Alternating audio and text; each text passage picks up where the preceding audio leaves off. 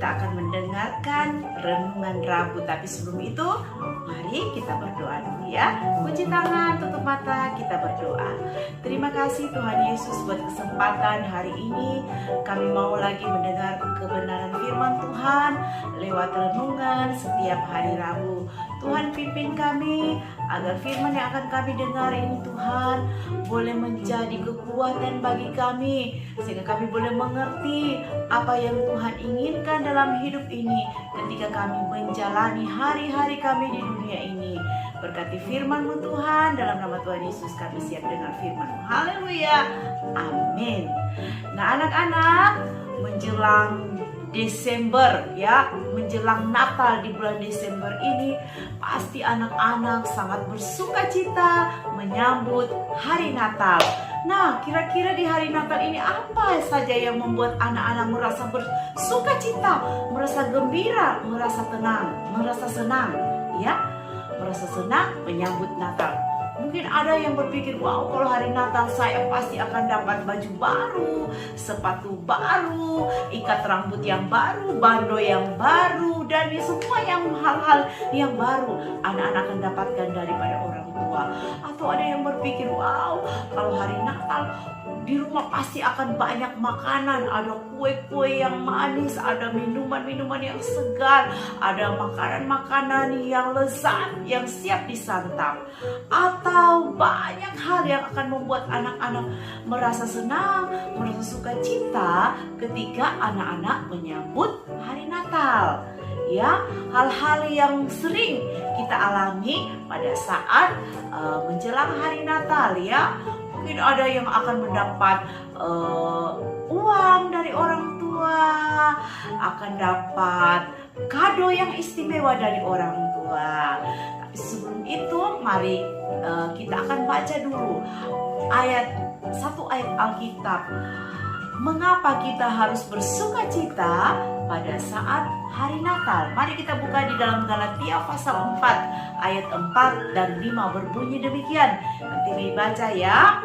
Ayat 5 nanti kita baca sama-sama. Ayat 4. Galatia 4 ayat 4. Tetapi setelah genap waktunya, maka Allah mengutus anaknya yang lahir dari seorang perempuan dan takluk kepada hukum Taurat. Ayat 5 sama-sama kita baca.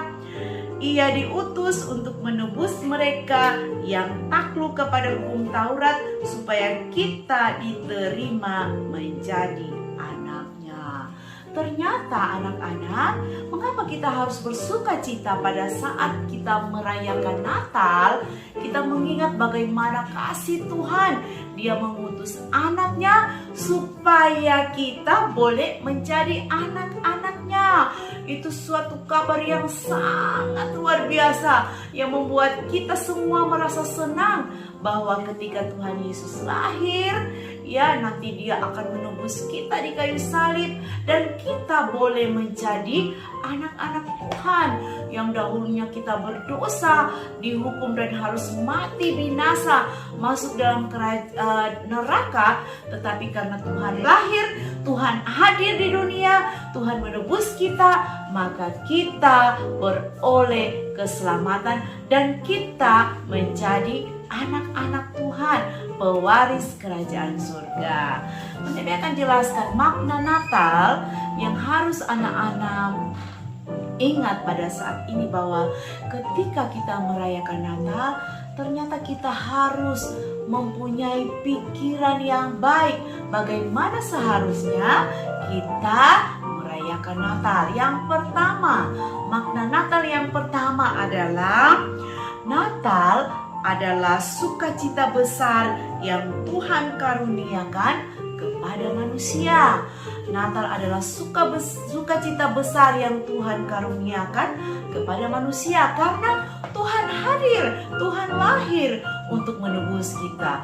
Itu sukacita yang tiada taranya, yang tidak ternilai ya, dibandingkan dengan kado yang kecil, makanan-makanan yang lezat, kue-kue yang enak ya, dan sebagainya. Dalam suasana Natal itu melebihi semua. Kasih karunia Tuhan itu lebih besar dari semuanya. Jadi kita menyadari ketika Natal tiba, itu adalah suatu sukacita yang besar yang Tuhan karuniakan kepada semua manusia, kepada anak-anak di rumah, kepada mama papa, dan kepada Tante Mei.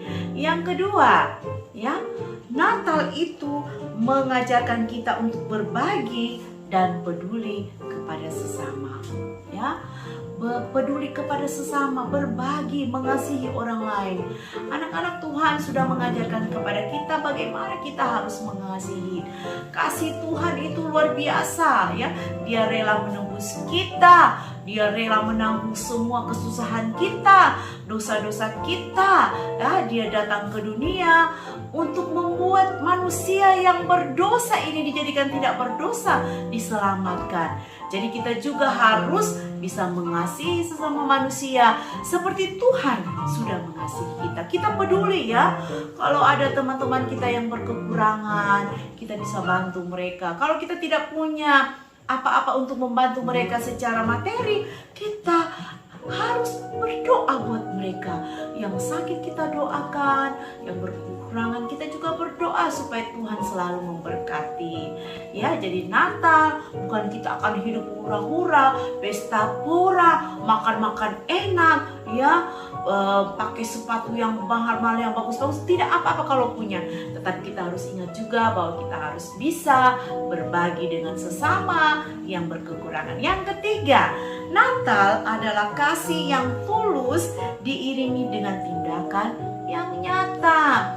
Jangan cuma bilang begini, aku mengasihi sana, kasihan ya, dia berkekurangan, kasihan ya, dia tidak punya makanan. Tapi hanya sebatas kita kasihan, tetapi harus disertai dengan tindakan. Oh mama, bisa nggak kita kasih dia kue toples kecil aja, kasihan dia tidak punya apa-apa. Atau kita bilang, mama bisa nggak dibantu teman saya, dia belum punya baju baru. Kalau ada bajuku yang masih bagus, bisa nggak kita kasih ke teman ini, ya. Jadi harus tindakan yang nyata untuk menyatakan kasih kita kepada sesama. Yang keempat adalah Natal adalah momen untuk mengucap syukur kepada Pencipta. Ya, jadi pada saat Natal ini kita mengucap syukur, kita berdoa, kita ingat betapa kasih Tuhan itu besar bagi kita, ya. Jadi kita mengucap syukur, kita bilang terima kasih Tuhan Yesus, Engkau sudah hadir di dunia ini, Engkau sudah lahir di hati kami, dan Engkau sudah menebus kami sehingga hari ini kami memperoleh kehidupan yang kekal. Jadi kita mengucap syukur, ya. Jangan ada pada saat Natal terus kita berkelahi satu dengan yang lain, atau berkelahi mama, atau marah-marah sama mama papa. Mama, kenapa mama tidak berikan saya baju baru? Papa, kenapa papa tidak berikan saya kado Natal? Kalau orang tua masih belum memberikan, tentu mereka belum punya. Dan kita harus mengerti, ya, keadaan orang tua. Apalagi saat ini, pandemi ini, semua pada sulit, ya. Pekerjaan orang tua juga sulit, ya. Penghasilan orang tua mungkin sudah berkurang dari biasanya. Jadi kita mengucap syukur dalam segala keadaan apapun yang kita alami, kita mengucap syukur. Kalau kita masih makan yang sangat sederhana saja, kita harus tetap mengucap syukur karena itu semua berkat dari Tuhan. Dan yang kelima adalah Natal kita diingatkan, ya, untuk tetap sederhana dan rendah hati, ya. Yesus itu lahirnya di mana? Ya, di kandang domba. Yesus itu kan anak-anak bisa lihat film-filmnya atau gambar-gambarnya. Bayi Yesus itu dibaringkan di palungan.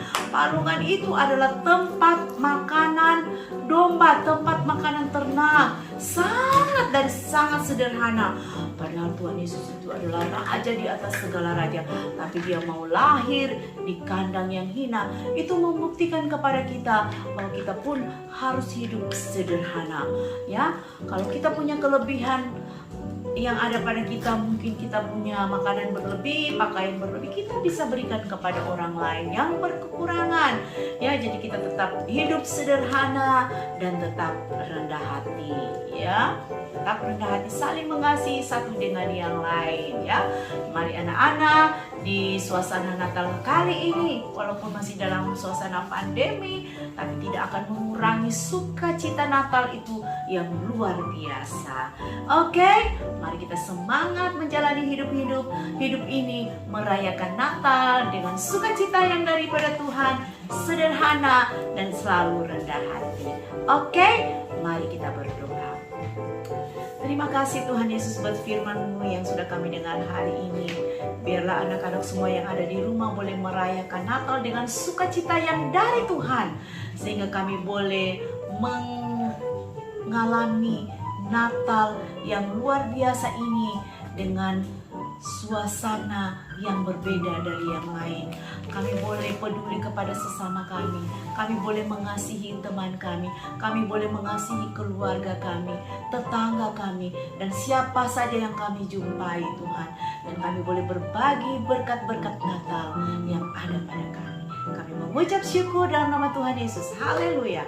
Amin. Shalom. Tuhan Yesus memberkati.